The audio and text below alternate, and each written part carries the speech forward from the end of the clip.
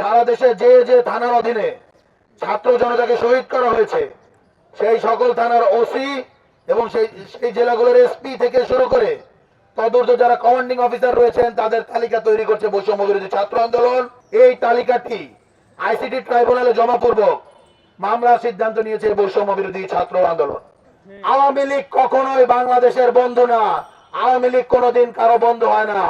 আপনারা যদি মনে করেন নির্বাচনের মাঠে গিয়ে ভোটের খেলা খেলে আওয়ামী লীগের ওই সো কল্ড ভোটের জন্য আপনারা জুলাই বিপ্লবীদের হাত ছেড়ে দিবেন, তাহলে আপনারা বড় ভুল করছেন। আওয়ামী লীগ কখনোই বাংলাদেশের বন্ধু না, আওয়ামী লীগ কোনোদিন কারো বন্ধু হয় না। আওয়ামী লীগ হলো সেই কালসাপ যে এখন জাস্ট একটু গর্তের মাঝে ঢুকে আছে, সুযোগ পেলেই এমন জোরে ছবল দিবে সেই বিষয়ে আপনি তো মরবেন। জুলাই গণ অভ্যুত্থানের আমাদের যে জুলাইয়ের যোদ্ধারা রয়েছে তাদেরকেও সেই বিষ থেকে আমরা মুক্তি পাবো না, বা সেই বিষ তাদের মুক্তি দেবে না। বৈষম্য বিরোধী ছাত্র আন্দোলনের পক্ষ থেকে 3 দফা দাবি। আমাদের প্রথম দাবি, মাহাদি ও সুরভিকে নিঃশর্ত মুক্তি দিতে হবে এবং ওমর ফারুক সহ সকল হেনস্থাকারী পুলিশ ও প্রশাসনের কর্মকর্তাদের বিরুদ্ধে তদন্ত কমিটি গঠনপূর্বক শাস্তিমূলক ব্যবস্থা গ্রহণ করতে হবে। আমাদের দ্বিতীয় দফা হলো, জুলাই গণঅভ্যুত্থানে অংশগ্রহণকারী ছাত্র শ্রমিক জনতার 1 জুলাই থেকে 8 আগস্ট পর্যন্ত পরিচালিত সকল কর্মকাণ্ডের জন্য দায়মুক্তি প্রদান করে অবিলম্বে রাষ্ট্রপতির মাধ্যমে অধ্যাদেশ জারি করতে হবে।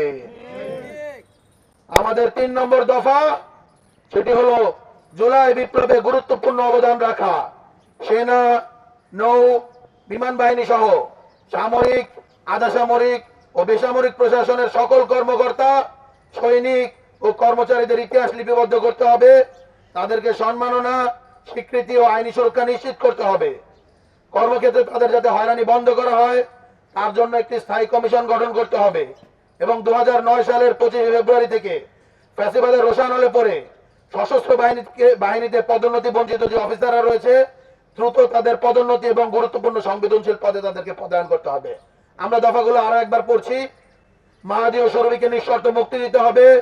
ওমর ফারুক সহ হেনস্থাকারী পুলিশ ও প্রশাসনের কর্মকর্তাদের বিরুদ্ধে তদন্ত কমিটি গঠনপূর্বক শাস্তিমূলক ব্যবস্থা গ্রহণ করতে হবে। আমাদের দ্বিতীয় দফা, জুলাই গণ অভ্যুত্থানে অংশগ্রহণকারী ছাত্র শ্রমিক জনতার 1 জুলাই থেকে 8 আগস্ট পর্যন্ত পরিচালিত সকল কর্মকাণ্ডের জন্য দায়মুক্তি প্রদান করে আগামী 24 ঘন্টার মধ্যে রাষ্ট্রপতির মাধ্যমে অধ্যাদেশ জারি করতে হবে। আমাদের তৃতীয় দফা, জুলাই বিপ্লবে গুরুত্বপূর্ণ অবদান রাখা সেনা, নৌ, বিমান বাহিনী সহ সামরিক, আধা সামরিক ও বেসামরিক প্রশাসনের সকল কর্মকর্তা, সৈনিক, কর্মচারীদের ইতিহাস লিপিবদ্ধ করে তাদের সম্মাননা, স্বীকৃতি, আইনি সুরক্ষা নিশ্চিত করতে হবে। কর্মক্ষেত্রে তাদের হয়রানি বন্ধে একটি স্থায়ী কমিশন গঠন করতে হবে এবং 2009 সালের 25 ফেব্রুয়ারি থেকে ফ্যাসিবাদের রোষানলে পরে সশস্ত্র বাহিনীতে পদোন্নতি বঞ্চিত অফিসারদের দ্রুত পদোন্নতি ও গুরুত্বপূর্ণ সংবেদনশীল পদগুলোতে পদায়ন করতে হবে। এই মুহূর্তে আমরা আমাদের কর্মসূচি ঘোষণা করছি। আগামীর কর্মসূচি, জুলাই আমাদের প্রথম কর্মসূচি হলো, আমরা গত ঘোষণা করেছিলাম, আরো একবার ঘোষণা করছি, আমাদের কার্যক্রম কিছুটা এগিয়েছে, আমরা এতটুকু আপডেট দিতে চাই। আমাদের কর্মসূচি হলো, জুলাই গণ অভ্যুত্থান চলাকালে সারা দেশে যে যে থানার অধীনে ছাত্র জনতাকে শহীদ করা হয়েছে সেই সকল থানার ওসি এবং সেই জেলাগুলোর এসপি থেকে শুরু করে তদূর্ধ্ব যারা কমান্ডিং অফিসার রয়েছেন তাদের তালিকা তৈরি করছে বৈষম্য বিরোধী ছাত্র আন্দোলন। এই তালিকাটি আইসিটি ট্রাইব্যুনালে জমাপূর্বক মামলার সিদ্ধান্ত নিয়েছে বৈষম্য বিরোধী ছাত্র আন্দোলন।